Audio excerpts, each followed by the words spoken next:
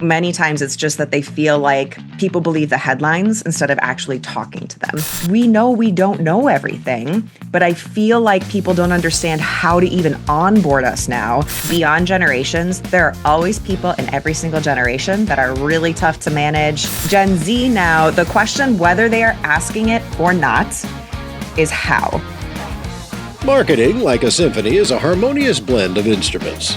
But without the proper direction, it's just noise. Welcome to the Supply Chain Marketing Show, presented by Supply Chain Brain Media. From the art of storytelling to the science of data, we'll uncover marketing strategies that drive success. Gen Z is reshaping how we work. Our guest, Hannah Ubel, will shatter Gen Z stereotypes, cut through the generational friction, provide insights and practical tips for bridging the gap. Now, here's your host and supply chain marketing guide, guru, and good guy, Ralph Henderson. Welcome to the Supply Chain Marketing Show. I'm your host and executive producer, Ralph Henderson. Today, we're diving into a topic that everyone has an opinion about, but not always the right information for. The truth about Gen Z. You're going to use this information now and for a long time in your professional career. You're going to be glad you watched and listened to this program. Because if you've been to a conference anytime in the last handful of years, or a summit, or even on social media, you've probably heard a whole lot of noise about Generation Z. They're entitled. They don't want to work. They're glued to their phones. They're not prepared. Well, forget the stereotypes, because Gen Z is reshaping work, especially in supply chain, in ways that most people still don't understand. Today, we're going to cut through the friction and get to the truth. I'm joined by someone who has spent her career translating generational dynamics into something leaders can actually use. Her name is Hannah Ubel. She's the co-founder of the Good Consulting Company and the author of The Future of Work is Human, Managing Millennials for Dummies, and currently writing a brand new book on Gen Z.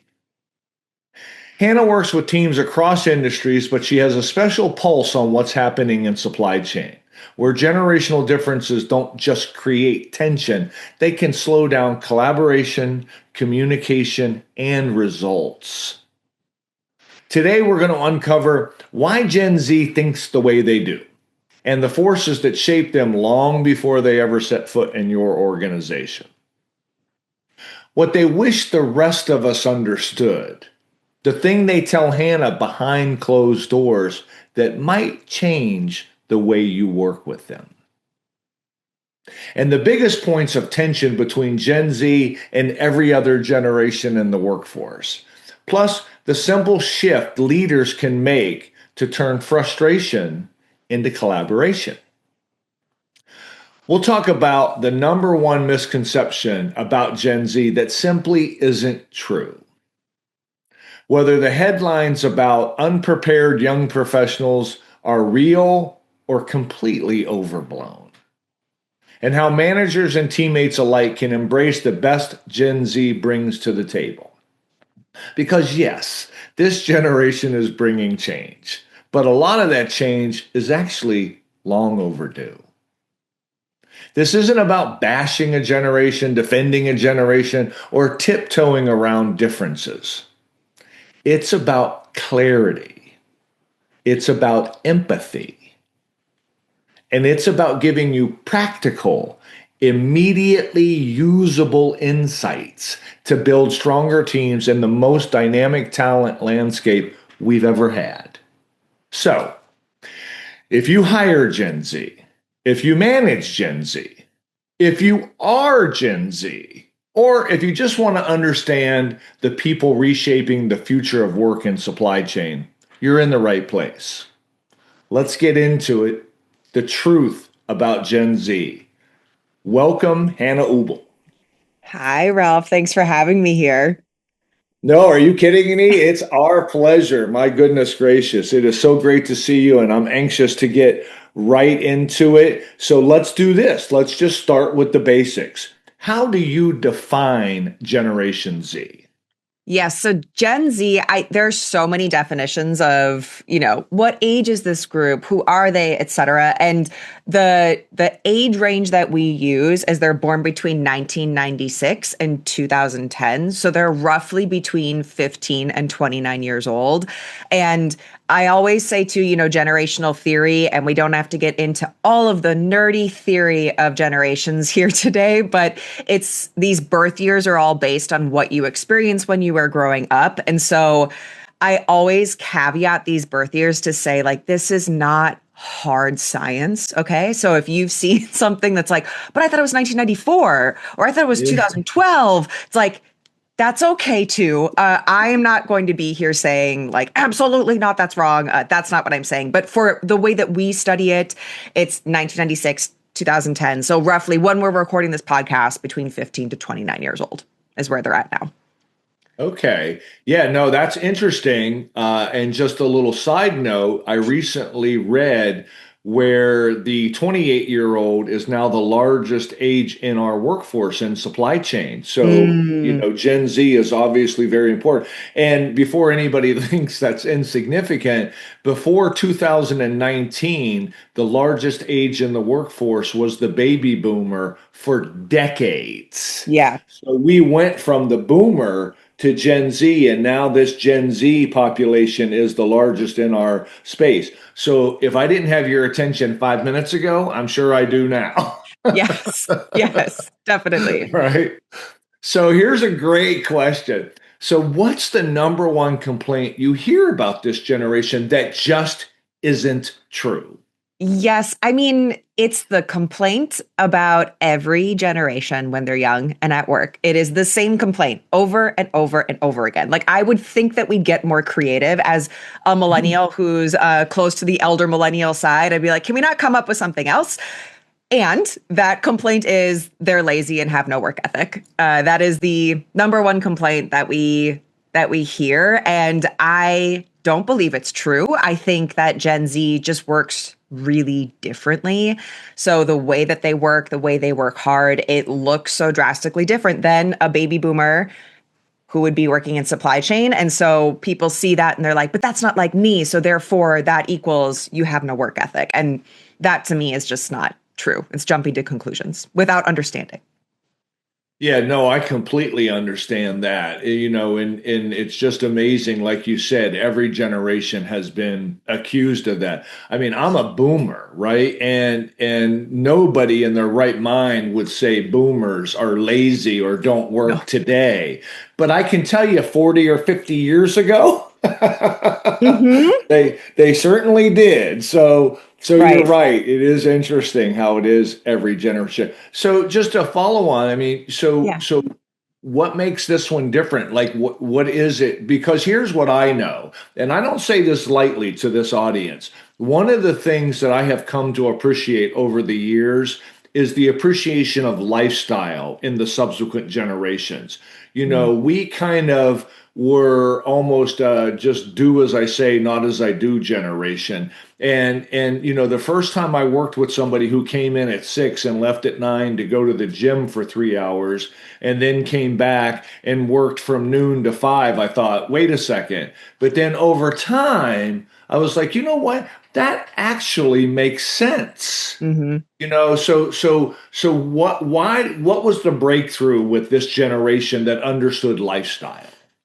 Yeah, I think the lifestyle piece is such a good example of that. And I think that because of the technological tools that we have now, that, of course, unless you're on a manufacturing floor or something and you have to be in person, working and doing the job there on the floor, if a lot of your job is computer based, or if you're traveling and, you're on the road and you're doing sales, like whatever that looks like, we have flexibility now that we never used to have. Like I think about the baby boomer generation, and for the most part, work was at work. You could not take your work home with you and still be able to communicate in the same way. And so there was also this pressure too, where, okay, well, when I show up to work, I need to make sure the boss sees me at work, and I need to be there before the boss gets there, and I need to stay after the boss leaves. Like there were all of these written and unwritten rules of what it looked like to work hard.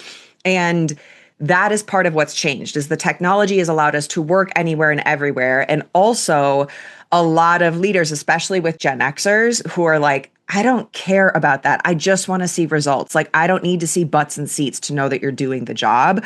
But if I see that you're not getting the results that you're supposed to be getting, then I'm going to start asking questions. So there's this change in mindset from leadership. And there's also this change in the tools that we have to get the work done.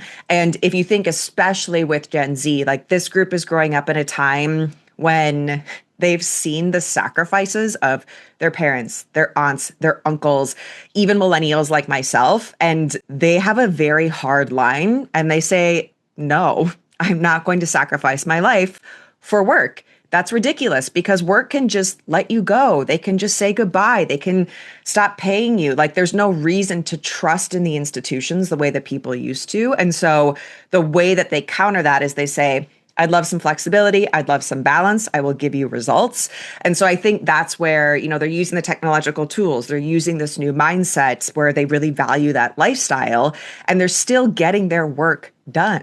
It's just how and when it's done might be different. So yeah, it's definitely there. But I think that lifestyle piece is such a huge component of what they value versus generations in the past. It just was different. It was just different.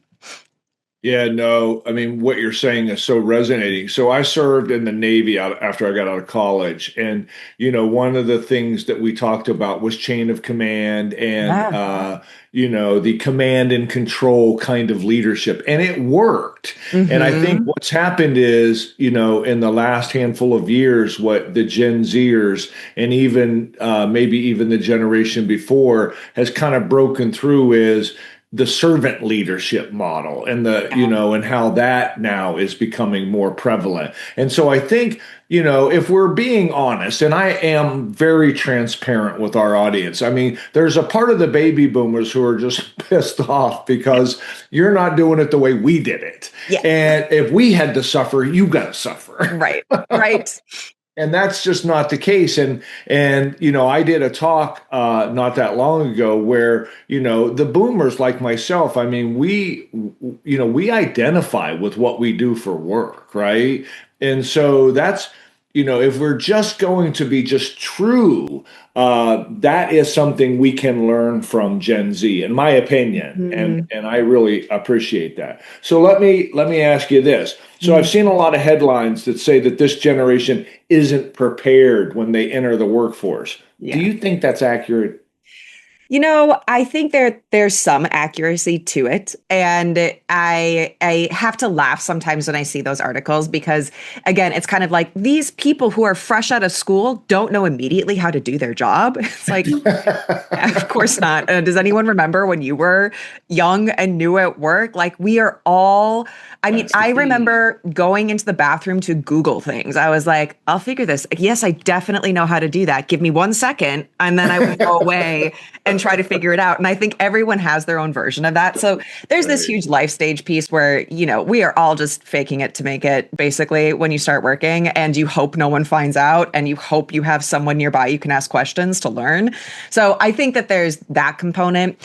And I will say that Gen Z, not because of them and who they are, but because of the circumstances with which they have entered the workforce, they've entered a little bit behind. Because if you think about it, this generation who many of them graduated high school or, if they went to university, to college, they did this during COVID in a time when school systems, professors did not know, many of them, the best way to translate all of that education to an online format. And then they go into the workforce and they have leaders who have been maybe in survival mode, finding solutions of how to shift and change the workforce. And then they have these new employees and they're like, you can do everything in this such a way. It's like, yeah, we have this new training program and it's all online and good luck, you'll figure it out. And it almost becomes this kind of weird, like sink or swim, whether that's conscious or unconscious. And so I've talked to Gen Zers and they're like, we know we don't know everything, but I feel like people don't understand how to even onboard us now. So it's like there's this gap in training, education, development when Gen Zers join the workforce. And then there's leaders who are getting frustrated. So instead of investing in them, they might let them go, or they don't have time and resources to do what they need to do to train them and figure things out. So it kind of creates this little bit of chaos for a little bit. I really do think in transition, that little transition stage. And unless you're super aware of it, have time and resources, have more leaders on a senior level that back you up as a manager to give people what they need, it can feel like Gen Z is a little bit behind. And, this is just kind of general management workforce practice. But if someone doesn't feel like they're a part of the team within, 1 to 2 weeks, they're more likely to leave the organization. So and when that happens, people could point to all the reasons why, and it could be, well, you just weren't prepared. And it's like, well, maybe the training wasn't in place. Maybe the onboarding wasn't as good as it used to be. And so I think that that's where a huge gap is. We'll be back after this brief message. In today's complex supply chain, marketing has never been more critical. But are you leveraging the full potential of your marketing efforts? Supply Chain Brain Media created 2 resources to help you discover what's new and what works. The Supply Chain Marketing Group series is designed to educate you on services and how to implement them into your marketing program. On the Supply Chain Marketing Show, hear firsthand how experts are implementing the elements from the 5 rings of supply chain marketing to drive results. Ready to elevate your marketing game? Schedule a 30-minute consult today. Email Morgan at supplychainbrainmedia.com. Supply Chain Brain Media, your guide to marketing success. And now back to our show. When I came into the space after the Navy in 91, they were hiring mostly prior military because of what we were going to be doing. And I remember the onboarding was nearly a year. For Wow. what I was doing, for field service, for installation, for travel. I mean, they were really preparing us almost military-like to do what we needed to do. And what they were getting was world-class people doing this particular job, right? But if you fast forward 3 and 4 decades, that same onboarding is probably less than a month now. Right? That's wild. Yeah, no, isn't it? And Yeah. and I think what it comes down to, and this isn't like we said in the beginning of the session, I'm not defending or bashing any of the generations. But I think what happened was we went through a dip in the 90s where we couldn't afford to do the onboarding. So we justified it by saying we didn't have the ability from an investment perspective. But then when the economy came back, we never brought it back to save money. And then what ended up happening is we kept cutting costs because it was, inflating profit. But what was happening is we were getting a deteriorated workforce as a result of it. Yeah. Yes. Right. Yep. And that's such good perspective too. For someone like me as a millennial, it's like I wasn't there and working in supply chain when all this is happening. And so you can see there's all these generational patterns that just kind of pass down and pass down. And even when you entered the workforce, there were generational patterns that were passed down to you. And it just always happens. There has to be kind of like someone who sees it, like you, right? Who sees that there's this, oh, well, this is why this is happening. So we have to break this pattern from continuing because it will just continue to cascade. And I think it's really hard to see that. I think it's really hard to get buy-in. I have a lot of empathy for leaders who are trying to figure this out because it's tough. And I understand too, it's if resources are tight, if money is tight, if time is tight, it's like you can feel like your hands are tied. What are you going to do? So it's not an easy position to be in. I really, really do have a lot of empathy. Yeah, no, and I do too. Because it does take money, it does take time, it does take effort, and now we're so far down the road that there's this dance of, are we going to be loyal to them? Or are they going to be loyal to us? But there are some out there. And what I would encourage our viewers and our listeners to do is maybe part of your action item from this particular show is to go find those organizations that do this well, that do onboarding well, that have loyalty, that goes both ways. I mean, if we're going to be, again, transparent, the reality of it is for a long time it was one way. And so what's happened now is it's a two-way street, but there are organizations out there that are doing it well, that are investing in their people. One of the things, and I'd love to hear your comment on this, people talk about, folks don't leave the organization, they leave the people, and more importantly, the people they're working for. When you hear that, what is it that we can say to those people they're working for that maybe can encourage them as it relates to the Gen Z and how we can better communicate or connect with them? Yeah, and that's so true. I think if, anyone who's listening who is a leader or a manager of this generation, I think one important thing to always keep in mind, like beyond generations, there are always people in every single generation that are really tough to manage, that have their own quirks and styles and things. So try to not lump those people with the generation. I think that's just a good overall lesson. And I would say something that is different with this group that I think is important to know is, Ralph, you were talking about when you came into work, it was very command and control, right? Like that was the boss says jump, you say how high. And what we always talk about is that when millennials came into work, it was the boss says jump. And for millennials, we said, okay, but why? Why should we jump? Got to explain it before I'll do it. And Gen Z now, the question, whether they are asking it or not, is how. How do you want me to jump? And I think that many managers and leaders, there's this idea of, well, they'll just know. They understand that I have these expectations. They understand that when I ask them to do XYZ, I'm expecting them to do it in XYZ kind of way. And this generation, they grew up with access to YouTube, to Google, to now AI, to find out how to do everything. Oftentimes in a work environment, you don't have that same kind of tool to figure out how to do things. So they're looking to someone to explain it to them, because they might also have this expectation where they're like, well, I should be able to figure this out because I'm resourceful. So if I don't know where to find this, it's too embarrassing or burdensome to ask my manager.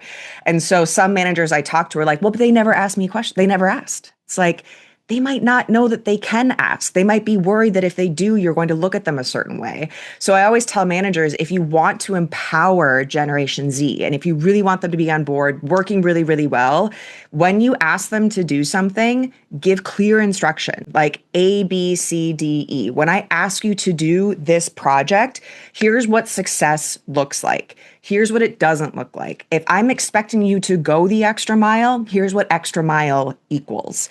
And this is really different than other generations who were, especially boomers who were like, I will do 900 times more than you ask me to do. Like that was just kind of the expectation.